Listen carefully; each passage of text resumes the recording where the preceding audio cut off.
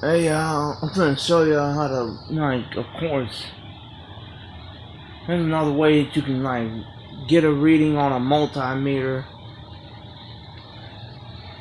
towards, like if you made the same conversion I did with this rail right here.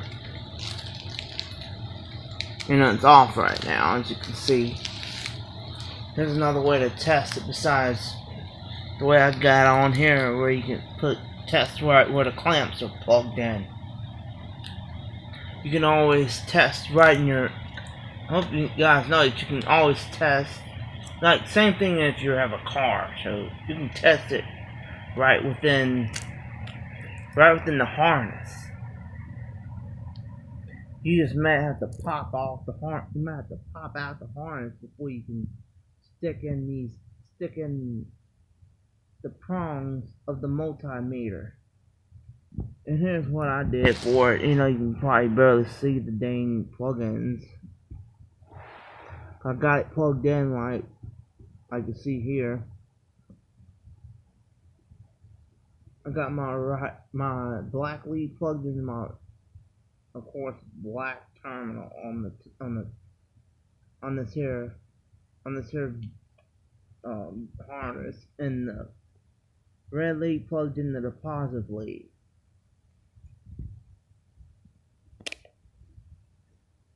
And that's where you may want to set it under if you're having a, you know, one of those working.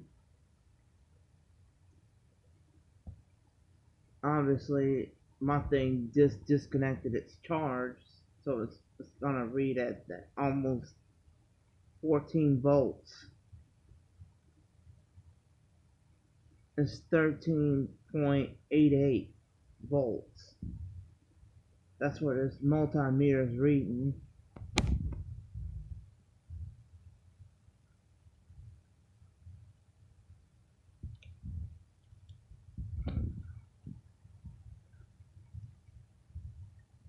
I'm replugging that's what I just did. I just replugged this charger I bought for this system.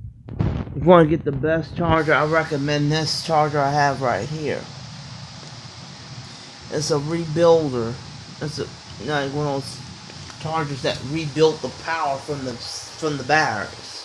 And I recommend you get that type of charging and run this way what I have on a conversion almost. Cause you might have a better chance of letting the battery last longer.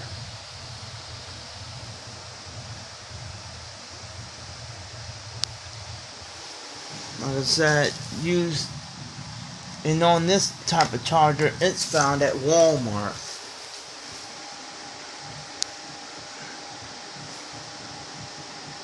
You can always find this charger at Walmart. It's rated 12 volts, so of course it won't burn out the radio. And it'll be able to charge up the radio. And you know, like some rails out in the market, you probably can charge while it's running, but others it probably won't let you. Pioneer will not let you. It'll probably let you do it a little bit, but it'll be slow. The charging will be slow towards the battery. I hope everybody knows that probably. That when you're probably trying to charge up the batteries, it'll slowly charge. If you're trying to charge up the batteries and you're running that radio, it's gonna slowly charge up those batteries. Cause that's the truth on that type of system that I created here.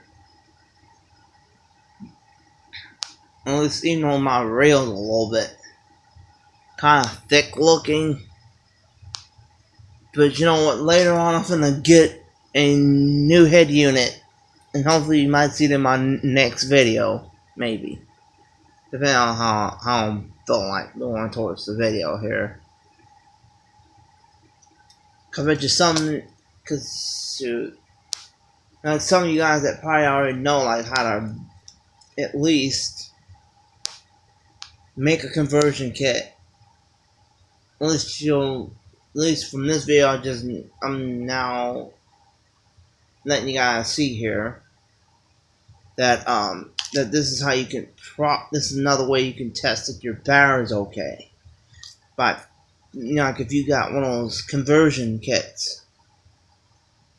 But for folks who want to end up doing it because they got a car, because the radio's plugged into a car, first I recommend unplugging if you're doing it with the car radio plugged into a car, not a conversion kit, I recommend, if you're trying to see if the battery is powered, you might want to get it right. You might want to not get the same multimeter I have here.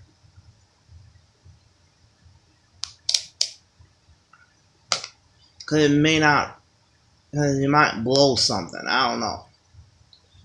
But it worked. This kind of testing that I'm doing, that I just did for this video, it's only made for this, for conversion kits only. Cause I'm not sure if the multimeter may handle being plugged into a car and seeing if the dang battery works. This is how you can see if the battery works. This is what this video is actually for. To see if you guys can to check your voltage on your battery and see if it's actually charging. You need to you can at least try to take out, if you don't, you can just test the batteries directly. But this is another way to test it. Plugging it into the harness. Plugging in your multimeter and setting it. If you got this type of meter, you might want to put it right here at this 20 mark. And I'll give you this reading. And of course, my battery kind of went down a little bit because this, I don't know what's going on with this battery, but I hope it's nothing bad.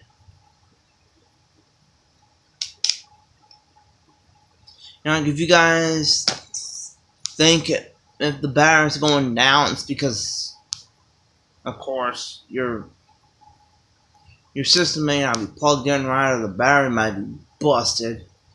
Might have to change it out. And usually those lead acid batteries, they don't lose power. The only way they lose power is if the battery's leaking.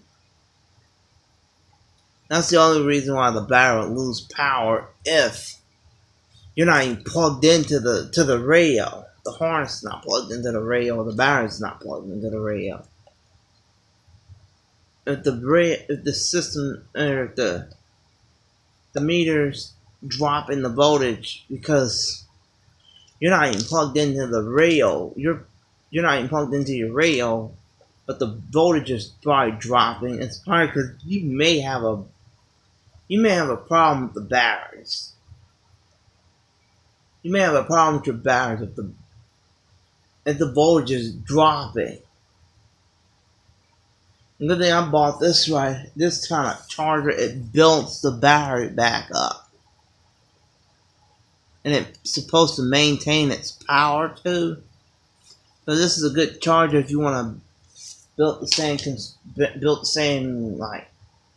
conversion kit, which I have here. Next video I'm gonna replace this head unit probably, because the system's been messing with me a little bit and dropping the voltage, making it drain actually after 20 minutes of playback, which is kind of stupid. So hopefully by me replacing the head unit, it might take a little bit better. Or maybe it's the battery not being completely charged. That's what probably happens sometimes if the voltage has been dropping. Maybe there's something wrong with the battery itself, or hopefully the battery ain't leaking if the voltage is dropping. Alright, guys. We'll see you next time.